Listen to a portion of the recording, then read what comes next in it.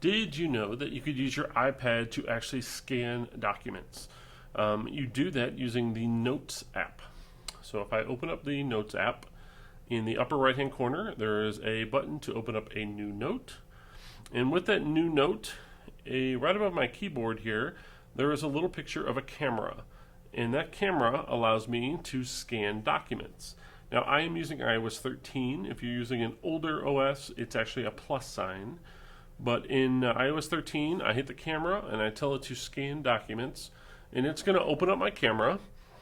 And if I hovered the camera above my document and hold it steady, it'll actually scan that document, and it saves it right here as a file. And if I need to, I can continue to do multiple pages. So let's say I was going to do this one again. If it's not recognizing the edges automatically, I can actually tap the camera button to take the picture. I can manually adjust the corners if I need to make sure it doesn't cut off any parts that I don't want it to, and tell it to simply keep.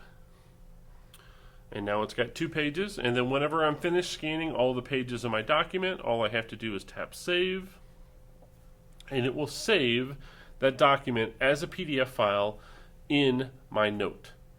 And then now if I wanted to share this, all I have to do is open up that page, tap my share button in the corner, and now I can share that with a variety of ways. So I can send it to Drive, I can send it to Classroom, I could copy it, print it, save it to the Files app if I want to, AirDrop it to my computer, whatever I need. But I now have a digital copy of that file.